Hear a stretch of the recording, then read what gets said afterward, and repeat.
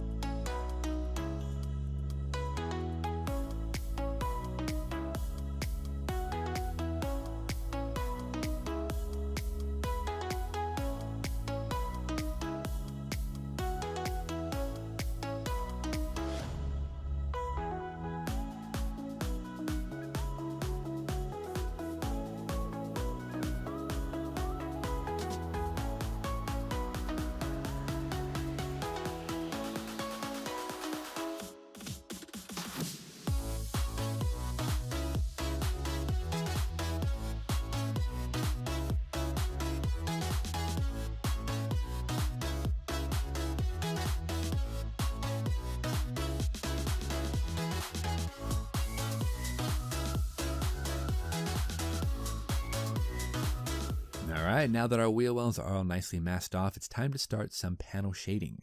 We have some flat white and we have some NATO black. I'm hoping to use these and pick out certain panels and just give it some color variation. Hopefully the RLM 65 will look good on top of that.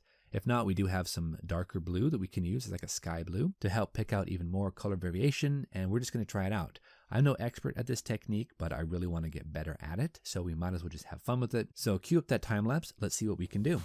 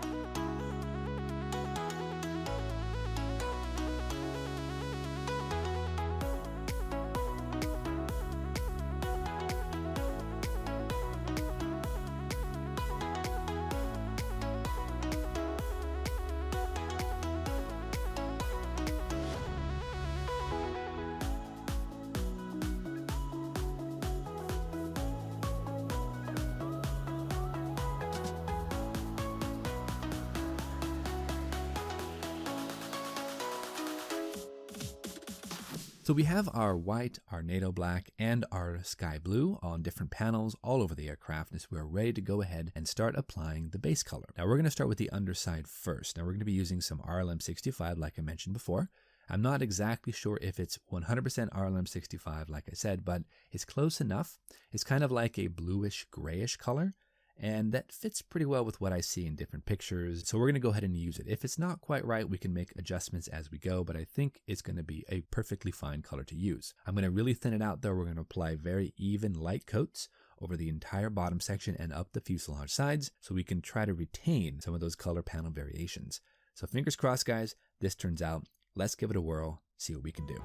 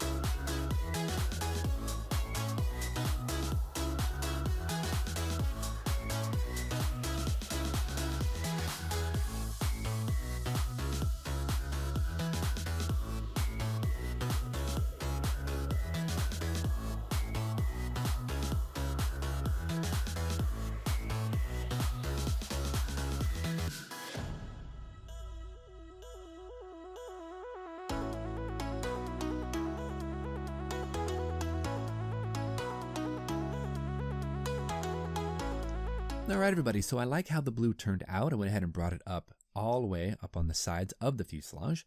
I think it looks pretty decent. We have just a little bit of our color variation panels showing through. We've got our panel lines that we appreciated, that showing through as well. So I'm pretty happy with it. I know it could be better, but I'm going to go ahead and just say it's good enough for me. Let's move on. So with that all finished up, we're going to go ahead and move on to the upper camo, and we have two colors we're going to be using, RLM74 and RLM75. The RLM75 is going to be up first, so we're going to use our hobby knife and we're going to draw out all of the different camo patterns. Again, this is just kind of a rough estimate of what it looks like. We're going to cut it out of our tape. We're using frog tape, super good tape, I love it. Now frog tape is pretty decent in terms of quick masking. It won't stay stuck down for long periods of time, so I wouldn't recommend using it for canopy masks, but for camouflage masks, things like this, I think it works pretty well. We're going to be using the RLM74 and 75 from Mission Models. Now, I haven't used MMP paint very much. In fact, this will be the second time I'll be using this type of paint. The first time was on the Airfix Whitley. The paint itself turned out beautifully. It was very smooth, very easy to airbrush, and it did work with rubbing alcohol, unlike Vallejo paints. So fingers crossed this goes well. Let's go ahead and cue up a time lapse, guys, and we're going to push forward. Let's test out the left wing first. If that works well, we'll push on to the rest of the aircraft. Once we have the entire aircraft painted with RLM74, we'll be able to swing back around again and use our yellow color for the rudder and for the underside of the front cowl. So let's get this done.